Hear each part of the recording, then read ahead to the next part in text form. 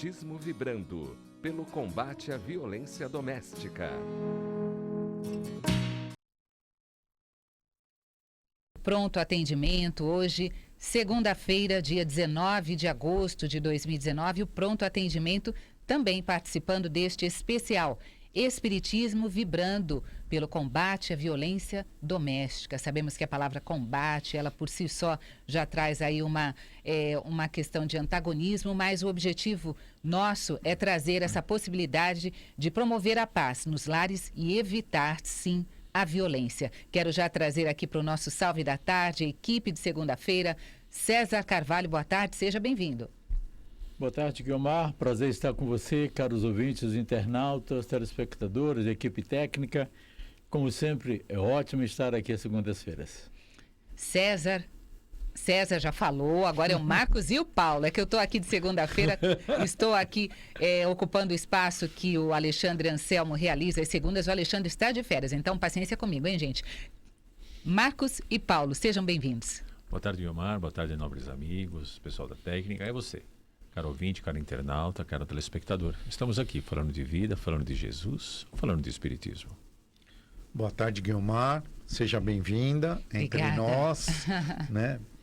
Ao pessoal da técnica, a Fernandinha, ao Valdeci, mas principalmente a você, o ouvinte da rádio, telespectador, que tem estado conosco todas as segundas-feiras. Que tenhamos um excelente programa hoje também. É isso aí, o Pronto Atendimento, como nós gostamos de trazer, de dizer, é um programa feito por você. Você participa, deixa a sua mensagem, a sua reflexão e a equipe que está aqui presente te dá aquela palavra, a orientação que você busca, tá bom? Hoje, a prece do Pronto Atendimento que vai ser feita pelo César Carvalho, ela já vai ser uma vibração por essa questão que estamos hoje, durante todo o dia, administrando, levar a paz e a luz para os lares e evitar, com isso, a violência doméstica. César, é com você. Nesse momento, então, vamos, por instante, pararmos, introspectar e voltar para Jesus. E buscar nele, que é o divino pacificador, e rogar a ele, como cuidador de todos nós há milênios, que nesse dia de hoje, mas em todos os dias das nossas existências, nós possamos lembrar que ele disse: a minha paz vos deixo, a minha paz vos dou. Para que nós, no cotidiano do lar, no cotidiano da família, possamos estar exercitando essa paz de Jesus. E ao exercitar essa paz de Jesus em nós, com certeza estaremos combatendo em nós toda e qualquer manifestação de violência, seja ela de palavras, seja ela de atos. Que essa nossa prece junto a Jesus seja na rogativa de que os lares recebam a emanação do seu amor e da sua paz, para que a paz que ele nos doou permaneça no coração dos familiares e da família, para que assim ela possa estar combatendo em cada um de nós a nossa violência, com a graça de Deus. Que assim seja.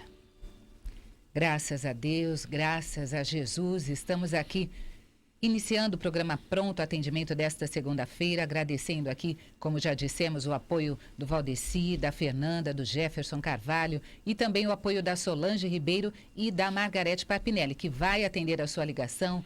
Ali você pode deixar a sua mensagem, o telefone do ouvinte, que é o 0800 979 5011. Você pode mandar a sua mensagem pelo nosso WhatsApp, que é o 0 operadora 11 996433827. Começando este programa especial Espiritismo Vibrando pelo combate à violência doméstica, temos aqui uma pergunta de uma pessoa que não quer se identificar e ela diz assim pra gente o seguinte: quando estamos lidando dentro da nossa casa, o nosso lar, este relacionamento, com pessoas que nos tratam de forma agressiva. A pessoa nunca me bateu. Ele nunca levantou a mão para mim. Só que as suas palavras, o seu jeito de tratar-me, me deixa constrangida. Isso também é violência doméstica, não é? Com certeza. E muitas vezes essa violência, ela é pior do que uma violência física, né? Porque existem palavras que, da forma com que elas são ditas e com a intensidade com que elas são ditas, é um impacto imenso que faz sobre a pessoa. Principalmente quando as palavras geram humilhação, gera atitude de preconceitos, enfim, gera discriminação. Então, sim, esta é uma maneira de violência. E esse tipo de violência, normalmente, ela precede a violência física, porque se na relação que está se tendo, alguém começa a ser agredido verbalmente da forma com que a pessoa está falando, e essa pessoa vai permitindo que vai havendo essa agressividade, o outro ser, nessa sua atitude, vai como que cada vez mais pressionando a outra pessoa. E se a outra pessoa vai cedendo em si e permitindo, poderá chegar até o momento da violência física, que às vezes precede a violência física. Então, minha amiga, eu acho que você não deve permitir isto. Acho que você tem que buscar a prece, você tem que buscar respaldo, forças espirituais para lidar com essa situação, mas você precisa também não devolver a agressão, não devolver ofensas, mas dialogar. E através do diálogo buscar conscientizar o outro do respeito que é natural ter dentro da relação, dentro do lar.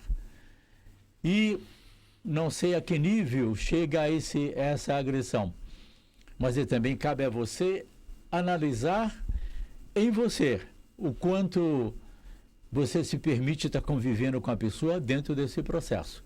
Isso somente você pode estar analisando, porque ninguém merece ser violentado verbalmente e muito menos fisicamente. E pensemos também, né, aqui tem o exemplo da nossa irmã, tudo indica em relação ao companheiro dela.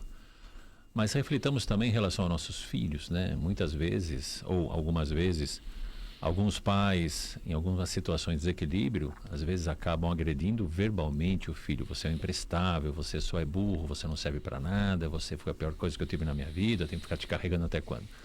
Prestemos muita atenção quando falamos isso para o nosso filho. Ninguém merece ouvir esse tipo de ofensa. E quando fazemos isso ao nosso filho, ao nosso neto, ao nosso sobrinho, estamos ali gerando traumas para o futuro, estamos ali gerando dores para o futuro. Então avaliemos também quando nós nos desequilibramos e cometemos isso com as crianças que estão à nossa volta. Paulo? Só para colocar, né? Eu espero, por ela assistir o programa, a TV, a rádio, que ela seja espírita. Em sendo espírita, né? Ela tem que fazer a análise sobre um todo, né? Sabermos que na justiça divina não há o acaso, não é? Se essa relação é com o companheiro, não é? Existe um motivo para ambos estarem juntos, né? Então ela está demonstrando que ela tem um preparo, um conhecimento espiritual muito maior que a dessa pessoa que toma essa atitude com ela. Então, como César disse, né?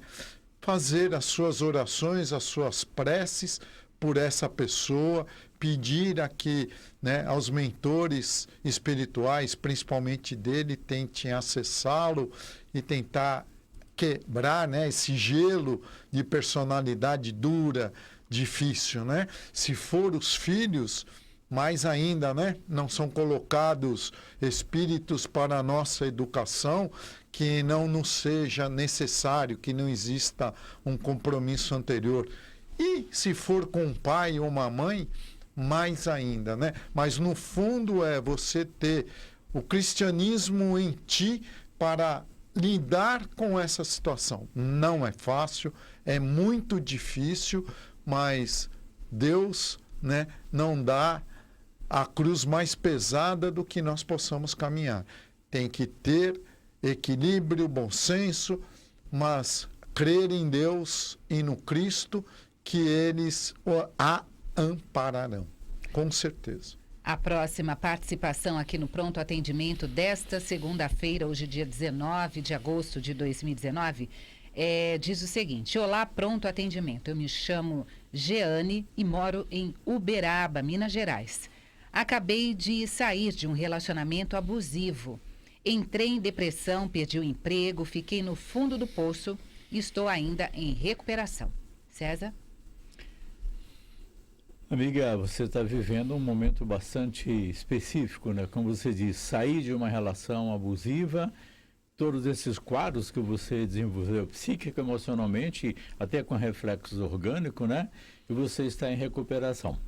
Que bom que você está em recuperação e que você não se permitiu se entregar dentro do processo. Que bom que você teve forças de sair dessa relação abusiva e que não tenha gerado situações mais graves.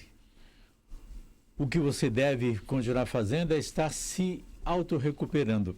Nesse processo de autorrecuperação, você deve buscar muito, muito em você o exercício do auto-amor para consigo próprio, porque muitas vezes dentro de uma relação abusiva existem humilhações onde o processo do auto-amor fica profundamente afetado. Então você tem que continuar buscando este processo desse auto-amor em você. Você está ouvindo, está em Uberaba, possivelmente você deve frequentar alguma casa espírita, né? Vai lá na casa espírita, busca orientação espiritual, fazer um tratamento espiritual para ali reforçar. Nesse momento, né? Você está no processo de recuperação, mas você está buscando, por exemplo, terapia, para que através da terapia você possa estar lidando com toda essa questão psíquica e emocional em você, inclusive nessa reestruturação do auto-amor em você. Então, usar todas essas ferramentas para que você possa continuar seguindo em frente, né? E, naturalmente, estando se recuperando, é natural, de repente, se preparando para uma nova relação, para que seja melhor do que a anterior. A próxima pergunta, eu vou passar para o Paulo, é do José Bento, de Salesópolis. Ele diz assim: sou viúvo há 8 anos. Quando eu desencarnar, pretendo encontrar com a minha esposa no plano espiritual. Mas, e se ela já estiver reencarnada? Como eu irei reconhecê-la mesmo assim? É o José Bento, de Salesópolis. Boa tarde, José Bento. Salesópolis. Pergunta certa para o viúvo. É mesmo? Olha que bacana. Salesópolis. É assim, José. Primeiro é assim, né? Os desígnios de Deus, só Ele o sabe para conosco, não é? Primeiro é, quando que você vai retornar à pátria espiritual, né? Se esse retorno for um retorno mais ainda, vamos dizer, demorado, né? Perante a diferença do retorno da sua esposa, isso que você pontuou pode ocorrer, né? Você aportar o mundo espiritual e ela já retornou ao plano físico, né? Aí o contato pode ser, e depende de você, né, em ir ao encontro dela, né? A gente pode fazer uma certa comparaçãozinha com o André Luiz no livro Nosso Lar, quando ele chega um momento que ele pode retornar à casa dele e rever a família, não é? Então isso pode acontecer. Se você retornar ao plano espiritual daqui, sei lá, uns 40, 50 anos, né? A sua esposa, a sua companheira pode já ter retornado ao plano físico. Ou pode ser que, pelos desígnios do Pai, você tenha uma grata e feliz surpresa. Ela está lá esperando você para o reencontro, né? Se a gente também for associar, André Luiz conhece o Lísias e vai, né, fazer um jantar, tomar uma sopa na casa da mãe de Lísias, que já estava se preparando para retornar ao mundo físico, porque o marido dela, o companheiro, o pai do Lísias, já tinha retornado e eles iriam se reencontrar novamente aqui no plano físico. E isso pode acontecer, né? Tudo isso é os desígnios de Deus e o nosso processo de evolução das nossas, né, encarnações, uma depois da outra. A nossa próxima pergunta eu vou passar agora para o Marcos. Ela diz o seguinte: colegas do pronto atendimento, Eu prefiro não me identificar. Fiquem à vontade, todas as participações chegam aqui para nós e nós vamos dar o mesmo tratamento em respeito aí a você. Não quer ser identificado? Fiquem à vontade, podem mandar mensagens. A mensagem diz: baseado no item 164 do Livro dos Médiuns, quando um cego perceber a movimentação de pessoas ao seu redor sem vê-las, sentir em alguém um lugar, cargas negativas, positivas, pode sentir presença de espíritos, como equilibrar e como descobrir uma maneira de ajudar esta pessoa que tem esse tipo de sensibilidade, Marcos? Então vamos lá. Em primeiro lugar, todos nós temos sensibilidade. Todos nós, estejamos encarnados ou estejamos desencarnados, nós emitimos fluidos, nós emitimos, digamos assim, nossas irradiações, e os que estão à nossa volta captam em maior intensidade, captam em menor intensidade. Quando a gente comenta de uma pessoa que está sem a visão, uma pessoa que está cega, naturalmente, por estar cega, ela vai desenvolvendo mais, ela vai aprimorando mais as suas outras capacidades sensoriais, justamente para lidar com a falta da visão. Eu vou prestar mais atenção nas minhas percepções, na minha audição, no meu tato, nas impressões que eu tenho à minha volta. Então, assim como um desencarnado emite, né, os seus fluidos, os seus pensamentos, as suas emoções, um encarnado também emite. Como ajudar uma pessoa nessa situação? Sugestão: encaminhe para um centro espírita para ali começar um estudo, começar um aprendizado, compreender melhor as suas capacidades, compreender melhor a abrangência da sua sensibilidade e, com isso, educar-se, digamos assim, desenvolver uma maior gestão, uma maior administração sobre a sua capacidade sensorial. E com isso ela vai se sentir melhor, vai compreender melhor o que se passa.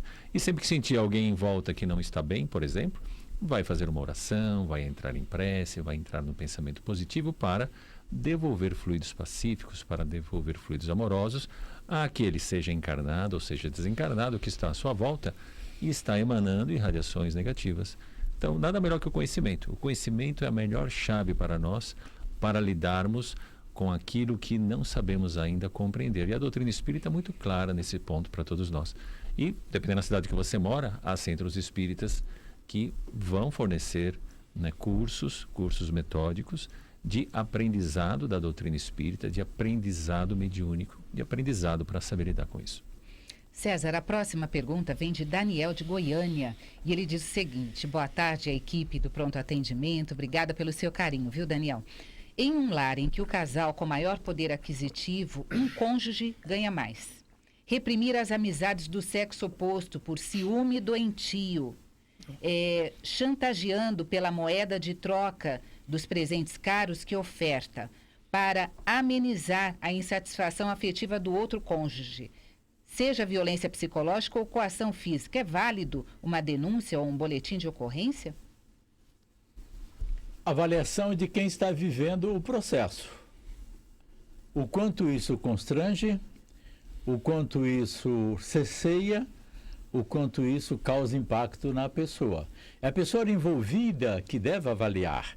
Eu acho que uma relação baseada nessas características que foram relatadas agora é uma relação que, na realidade, alguém está prisioneiro de alguém dentro dessa relação.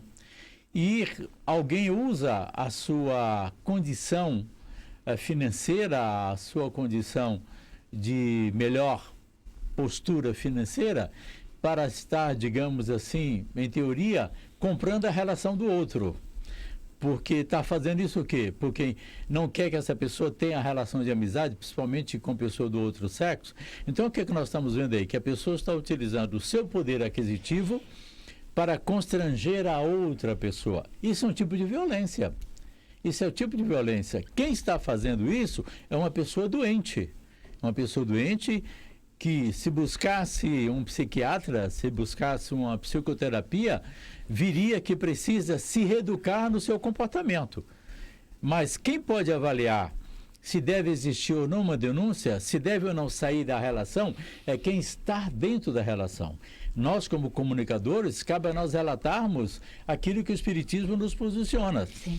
As nossas relações maritais, elas estão inseridas naquele que se chama lei de causa e efeito, né? Ou seja, são provas e expiações. Mas, ao estar vivendo esse processo, não quer dizer que eu absolutamente devo estar num processo de resignação e aguentar tudo. Não, absolutamente não.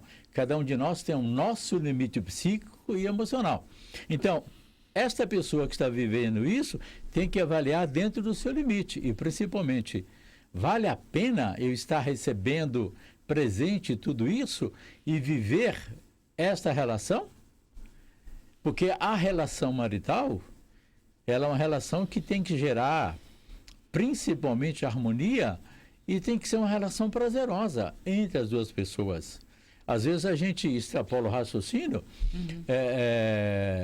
mas assim, que tipo de relação eu vou estar tendo com essa pessoa? Quando eu estiver até numa relação física com essa pessoa, eu vou estar me sentindo comprada pelos presentes que essa pessoa está dando? Tem muitas coisas a se raciocinar. Agora, quem pode avaliar se cabe ou não a denúncia ou sair da relação é quem está vivenciando. Não cabe a nós dizer que sim nem que não. Nós temos um ouvinte na linha de São Paulo, Geraldo. Boa tarde, seja bem-vindo. Eu também acreditando falar com você, Noah. Ô, querido, uma alegria falar contigo. Estamos aqui, eu, César, o Marcos e o Paulo. Eu escuto vocês todo dia, mas eu não posso falar com vocês, porque vou explicar um pouco minha situação. É por causa que, eu não sei se é falta minha, se acontece essas coisas. É que eu vi aquele outro speaker que trabalha aqui, se chama Cláudio, né? Ele falou um dia desse aí, que uma pessoa, não sei como é que foi, que ouviu Bezerra de Menezes, assim, essas coisas assim que estava falando aí, não sei se não pôde falar.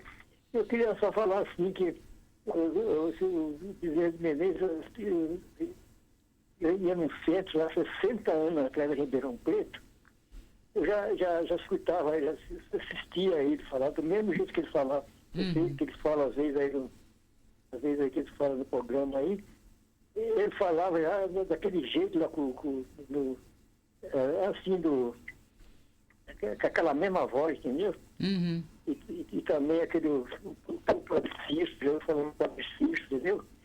Quando eu era criança, eu estou com 88 anos, eu já escutei no centro também o Padre Cícero falar da remédio para as pessoas, aquela coisa toda, entendeu? Entendi. Então, por isso que eu liguei para você. Agora, aqui, por exemplo, eu tenho um livro para vocês, né? É porque sobre esses anos todos, não sei se é culpa minha ou se não aconteceu, a gente não conseguiu, a gente entrar no espiritismo, você acredita? É. Só agora, ultimamente, com a minha filha, que entrou, que eu faço as peças para ela dos evangelizar, essas coisas, que é muito bom, entende? Tá. Tá Só bom. queria falar de uma. Tá joia, Geraldo. Uma alegria, viu, poder falar com você. Eu poderia falar com você. O nosso tempo é o nosso tempo, mas a turma aqui vai falar com você. Obrigada, viu, pelo seu carinho, tá pela legal. sua atenção. Puta merda, eu gosto de você, cara. Eu assisto os programas de segunda-feira. Meu rádio não sai da Rua não, você acredita? Ô, querido, obrigada pelo seu carinho, tá bom? Fica com Deus, uma semana forte para você. Beleza, Deus lhe pague. Amém.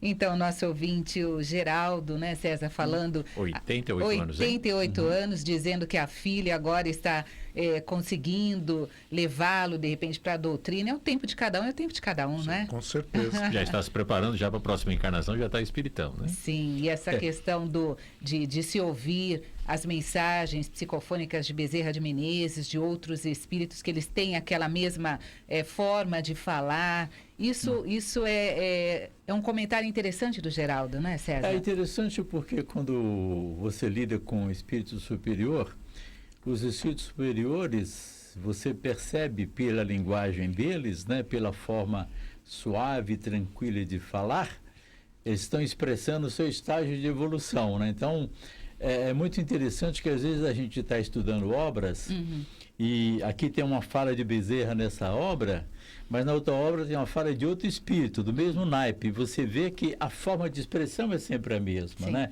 Então, demonstrando aí a característica de evolução de cada um. Quanto mais evoluído nós formos, né, mais manso e pacífico nós seremos. E a nossa forma de expressar será, assim, uma forma mansa e pacífica dentro desse processo. Isso é muito bom, Geraldo. Bezerra tem umas mensagens fantásticas, né? Eu falo Bezerra porque... Com todo carinho, nós trazemos essa energia dele para a próxima de nós. Essa energia para nós. E, aliás, Bezerra de Menezes, ele é o mentor espiritual, planejador e idealizador da casa que nós participamos, que é o Núcleo Assistencial Espírita Paz, Amor e Jesus, e nós temos informação que 100 anos antes da casa surgir fisicamente aqui, no nosso plano físico, ele e Eurípides já estavam planejando esta casa e tantas outras casas. Mas isso é muito bom. E quem sabe nessa coisa de você estar participando do Evangelho, e quem sabe ir até a casa espírita, na próxima que você já vai voltar um espírito espírita, né? Já vem para lá de preparado, né? É isso aí, um abraço grande para você, Geraldo de São Paulo, obrigada pelo carinho. A próxima mensagem, Paulo, ela vem lá de São Carlos, do Fernando, e ele diz assim, olha, as dúvidas são duas, já começa dessa forma. Bom. Primeira, podemos participar de desenvolvimento mediúnico em duas casas espíritas diferentes? Pergunto, porque participo há um ano em uma casa, todas as segundas-feiras. Porém, nesta casa, não faz estudos. E fui convidado para outra casa que intercala com estudos. Essa é uma pergunta. A outra, os trabalhos mediúnicos podem trabalhar, ou melhor, trabalhos mediúnicos podem trabalhar em casas diferentes? Podem, acho que ser realizados. Né? Ser realizado em casas diferentes. Uma excelente semana. Quem pergunta é o Fernando de São Carlos. Boa tarde, Fernando. É assim, o que a doutrina, ou o que Kardec nos explica no livro dos médios e tal, que mediunidade, apesar de ser algo fisiológico, né? Que a gente vem com aquilo já incorporado, mas há várias formas de dizer, né? Precisa educá-la, precisa adestrá-la, precisa lapidá-la. Na verdade, a gente tem que entrar em sintonia vibratória e fluídica, né? Com o meio, que é o plano espiritual, e com os espíritos, tá? Mediunidade é igual a nossa íris, é igual a nossa digital. Cada um tem uma, não é igual. Quando muito semelhante, mas não igual. A mesma coisa é a mediunidade e a relação com os espíritos. Não é? Nós, para desenvolvermos, não é? A gente começa naquele aprendizado a modificar-nos, e nos modificamos, nós vamos mudando o nosso tônus vibratório. Consequentemente, haverão espíritos que se identificarão com esse tônus vibratório nosso e terão a relação conosco, né? O Chico com Emmanuel foi desse jeito, não é? Emmanuel tinha que realizar um trabalho e ele procurou alguém, que ele já sabia, que era o Chico, que haveria um equilíbrio vibratório. Mas mesmo assim, não é? Eles tiveram horas e horas de psicografia assim, fúteis e inúteis para aperfeiçoar, para estreitar esse relacionamento fluídico. Então, na minha opinião, e pelo que eu conheço de doutrina, se você frequenta uma determinada casa, é porque você está se identificando fluídica e energeticamente com essa casa. A outra, você até num primeiro momento pode ter essa sintonia, mas no fundo você, conforme você for, né, como disse o Cristo, conhecereis a verdade vos libertará. Quanto mais conhecimento você for adquirindo, quanto maior a sua sensibilidade mediúnica, você vai perceber que uma casa te atende como espírito melhor do que a outra. Você já deu um sintoma aí. Uma tem trabalho espiritual mediúnico sem estudo, né? Aí é minha preocupação, cegos conduzindo cegos. A outra já tem estudos. Então, se você pedir a minha opinião, eu não consigo trabalhar mediunicamente sem discutir, estudar a fundo espiritismo, mediunidade e a doutrina na parte evangélica. Tá bom? Olha, quem mandou mensagem novamente foi a Jeane, dizendo assim, olha, quando vivi um relacionamento deste até que um dia minha filha perguntou para mim, por que você aguenta isto? Foi aí que encontrei forças, fiz terapia, me fortaleci, aprendi a me amar e falar não quero mais e ponto final. A Jeane que diz ainda, né? Muito obrigada, eu sou espírita assim desde que nasci. Faço tratamento psiquiátrico, tomo remédio, graças a vocês aí do pronto atendimento me sinto mais forte, gratidão. Obrigada, Jeane, pelo seu retorno, viu? Jeane que participa aqui do nosso pronto atendimento através do WhatsApp. A próxima pergunta eu vou passar agora para... É o César? Para o César. Para o Marcos? Para o Marcos. Olha, é a Lúcia Mamente, é de Pelotas, lá no Rio Grande do Sul. Ela diz assim, existe algum inconveniente em fazer o evangelho no lar à meia-noite? Evangelho no lar, né? Você pode fazer no horário que você tiver disponibilidade. Procure reservar um horário que para você seja o mais cômodo, o mais prático. Pode ser meio-dia, pode ser 6 horas da manhã, 3 horas da manhã, 5 horas da manhã, meia-noite. É o horário que para você seja o melhor. Você esteja ali sem tarefas, você esteja ali tranquila, você esteja ali concentrada no que você vai fazer. E a partir daí, toda semana, você reserva esse mesmo dia da semana, esse mesmo horário para fazer o evangelho. Então, o horário quem estabelece é você. A partir daí, você começando a fazer o evangelho nesse horário, começa a ter um compromisso, né, de encontro com os espíritos amigos, e toda semana, no horário aprazado que você vai determinar, os espíritos estarão ali trabalhando contigo. Então, horário que for, não tem problema nenhum. Que nem aquele filminho daquele herói, né? Na mesma bate-hora, no mesmo bate-canal, né? Mesmo bate-dia, mesmo bate-hora. É isso aí, disciplina, né? Beijo para você aí de Pelotas, Rio Grande do Sul.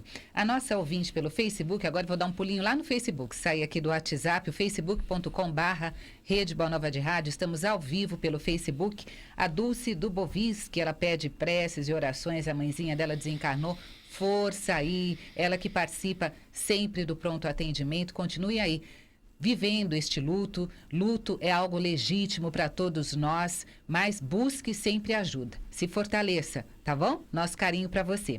A próxima pergunta, César, ela vem do Francisco Fernandes e ele diz assim, por que Kardec diz que o espiritismo é uma ciência positiva? E por que ela traz resultados bons? Ela trata? Ela traz resultados bons. Uhum. As duas coisas se completam dentro do processo, né? Ela é uma doutrina positiva, por quê? Primeiro, vamos dizer assim, ciência, filosofia e religião, ok? Na união desses 3 itens, voltado para o ser humano. A doutrina espírita é uma doutrina de evolução. Se era uma doutrina de evolução, era uma doutrina positiva a trabalhar o nosso processo de evolução, né? E ela é altamente positiva, sabe por quê, meu caro Francisco Fernandes, né? Sim. Porque no bojo da doutrina espírita, em tudo que ali está Jesus, está tudo que Jesus deixou, né? Está tudo aquilo que Jesus ensinou. Aliás, diga-se de passagem, né? É Jesus que lá, como Espírito da Verdade, está capitaneando toda aquela equipe enorme de espíritos de verdade. E no contato, o primeiro contato dele com Kardec, né, foi justamente para poder levar Kardec a rever um erro que ele estava graço, que ele estava cometendo. E quando Kardec perguntou para ele assim, mas como devo chamá-lo? Ele disse assim, para você eu sou simplesmente a verdade. Você terá comigo 1/4 de hora uma vez ao mês. Né? Olha que interessante. Então, a doutrina espírita, que veio desvendar o véu dessas relações e que Jesus já promulgou lá atrás, né? Eu vos enviarei o Espírito de verdade que vos dirá tudo aquilo que eu ainda não posso dizer, é uma doutrina de evolução e que tem como bojo tudo que Jesus ensinou. E a base fundamental do que Jesus ensinou é ama teu próximo como a ti mesmo. Então, ela é altamente positiva em todos os seus procedimentos e processos. Eu só queria comentar uma coisinha, na resposta do Paulo, por exemplo, quando a pessoa perguntou de trabalhar em 2 casas diferentes. É possível? Sim, é possível.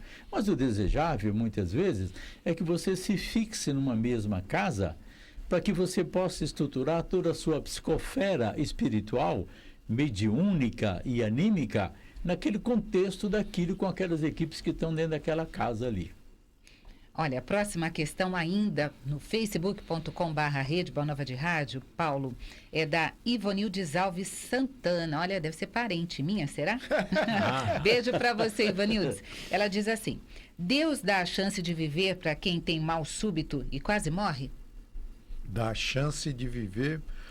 Na verdade, não é que é a chance, né? Às vezes o mal súbito pode ter sido um aviso, né? Para a gente começar a refletir e repensar o que estamos fazendo desta encarnação, né? Presta atenção. Presta atenção, veja bem por onde andas, por onde caminhas, não é?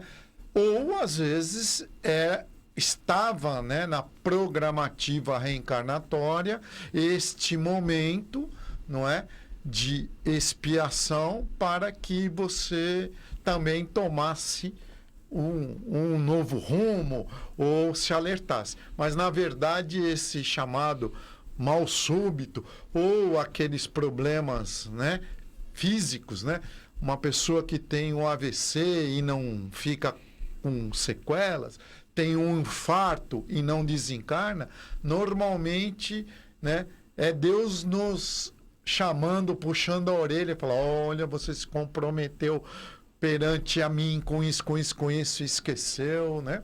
Um exemplo clássico para nós é São Francisco, né? Que ele tinha uma missão, mas com a dádiva do esquecimento, ele esquece, reencarna, vai para as guerras santas, mas volta, tem uma febre muito forte, e aí ele, né, desperta para o verdadeiro compromisso dele. Quem passou para mandar um carinho, só um abraço fraternal, foi a Flávia do Imirim. Olá, pessoal, só passei para dar um olá. Estou assistindo vocês. Obrigada, Flávia, pelo seu carinho, viu?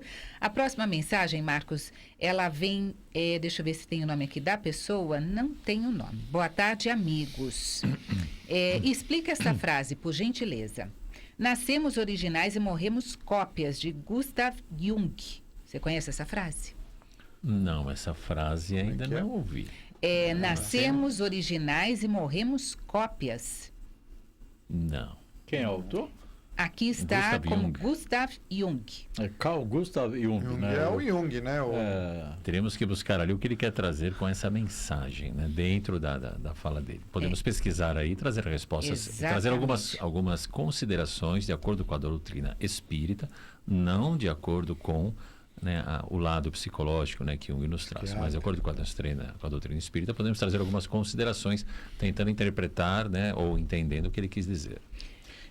Se permite, eu acho interessante porque o Jung, ele era e foi inclusive um dos motivos do afastamento dele do Freud, é porque ele trazia muita espiritualidade para a psicanálise, né? Tanto que o conceito dos arquétipos, ele, no fundo, ele está se referindo a encarnações anteriores. Né? Então, ele trabalhava muito essa questão, e talvez quando ele fala que nós acabamos sendo muito iguais, né? É porque, de repente, como espírito, nessa mesma, digamos assim, estágio de evolução, muitos de nós repetem o comportamento que nos identificam uns com os outros. Talvez por causa disso aí que o Jung tenha feito, digamos, formatado essa frase em função, talvez, até dos atendimentos que ele fazia, né? Daqueles que o buscavam com problema. Olha, nós estamos a 4 minutinhos para terminar o programa, mas ainda em tempo. Olha, quem mandou a mensagem foi a Ana Cláudia Valentim. César, ela diz assim: há cerca de 10 anos atrás, numa discussão com minha mãe, ela disse: você não deu certo na vida. Eu a perdoei de coração, mas de vez em quando essa fala me vem na cabeça. Ela está no mundo espiritual já há 2 anos. O que eu posso fazer para esquecer isso de uma vez? Ana Cláudia Valentim. amiga Ana Cláudia, você diz assim, eu a perdoei de coração. Como a frase vem e pontua e te incomoda, significa que não houve um perdão absoluto. Né? Não houve um perdão absoluto dentro do processo. O que você pode fazer de melhor nesse momento, dentro desse processo, possivelmente a sua mãe está desencarnada há 2 anos, se a condição dela permitir, ela está tendo consciência daquilo que disse para você, e dentro dessa consciência está percebendo que foi algo que não deveria ter dito. O que você pode fazer nesse momento é uma prece de amor para sua mãe e dizer, mãe, está tudo bem, está tudo ótimo. A justiça divina vai nos ofertar um novo momento de nos reencontrarmos e possivelmente sendo novamente mãe e filhas, ou quem sabe a filha se transformando na mãe. Então, assim, exercite em você agora, sim, o perdão absoluto, orando todos os dias por ela. Eu quero agradecer já aqui a presença do César Carvalho, do Marcos Carcela e do Paulo Reis. Gratidão por essa equipe de segunda aqui conosco. Muito obrigada. Até a próxima. Próxima ainda estou com vocês. Obrigado, Guiomar. Né? Até a próxima segunda e o pessoal da técnica e principalmente a você, né? Que nos vê, nos ouve pela TV e pela rádio. Uma boa semana a todos nós. Obrigada, Marcos. A todos, uma excelente semana. Guiomar, ótimo você estar aqui com a gente. Muita paz a todos e uma semana de muitas atividades. César. Revivendo os nossos momentos de antão, né? Mas é muito bom. Muito bom. Até a próxima segunda-feira. Equipe, muito obrigado. Caros ouvintes, telespectadores e internautas, sempre a nossa gratidão a vocês por estar conosco. Até a próxima segunda. É isso aí. Aqui finalizamos o especial Espiritismo vibrando pelo combate à violência doméstica nesta segunda, mas na próxima sexta-feira tem mais. Iremos realizar a segunda edição deste mês, deste especial. Agradecemos ao Valdeci, ao Jefferson, a Fernanda, a Margarete, a Solange, eu, Guiomar Santana, me despeço e amanhã tem mais pronto atendimento para vocês. Até lá.